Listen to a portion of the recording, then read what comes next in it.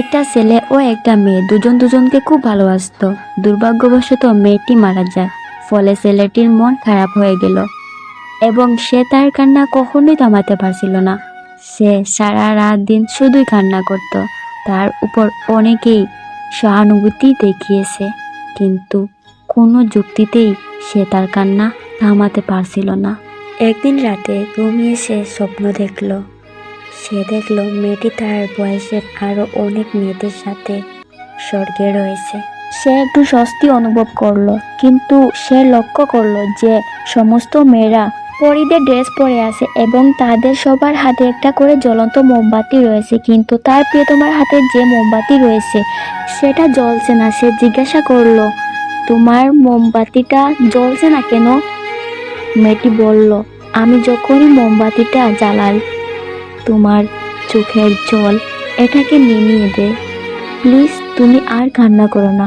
মেয়েটি ওইসব কথা বলার পর ছেলেটিও তাকে বলল, ঠিক আছে, আমি আর কান্না করব না, কিন্তু আমার একটা শর্ত আছে।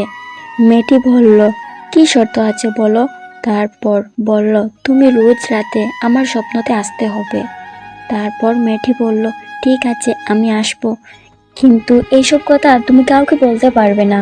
ছেলেটি বলল, ঠিক আছে আমার মহারানী, আমি কাউকে বলবো না। তারপর আস্তে আস্তে ছেলেটি মনকে শান্তি দিল যে মেয়েটি আছে তার সঙ্গে সব সময়, তার প্রিয়র কথা ভেবেই থাকতো। ছেলেটির সব বন্ধু বান্ধবকে ভুলে গিয়ে একা একা বসে থাকতো, একটা অন্ধকার ঘরে বন্দি করে নিজেকে। ও সব সময় হাসি মুখ করে থাকতো। রাতে তাড়াতাড়ি ঘুমিয়ে পড়তো, যাতে তার প্রিয়কে স্বপ্নে দেখতে পারে। ওর প্রিয় স্বপ্নে যা বলতো তাই করতো দিনের বেলা। ছেলেটি ঘুমানোর পর ওর প্রিয় ওকে এমন এক সুন্দর জায়গায় নিয়ে যেত, তা আর বলার মতো নয়। সেই জায়গায় শুধু মেয়েটি ও ছেলেটি থাকতো। ওই সময় মেয়েটি শুধু কথা বলতো আর ছেলেটি তার প্রিয়র দিকে তাকিয়ে থাকতো। কিন্তু ওইখানে একটা পার্থক্য ছিল, একে অপরকে ছুঁয়ে কথা বলতে পারতো না। ছেলেটা যখনই ছুটে যেত, ওই মেয়েটা কোথায় যেন উধাও হয়ে যেত। এইভাবে বেশ কয়েক মাস যাওয়ার পর ছেলেটি অনেক অসুস্থ হয়ে পড়ে।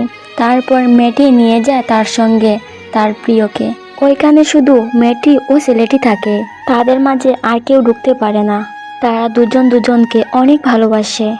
তারা এখন একে অপরকে ছুঁতেও পারে, তাদের মধ্যে আর কোনো পার্থক্য থাকে না।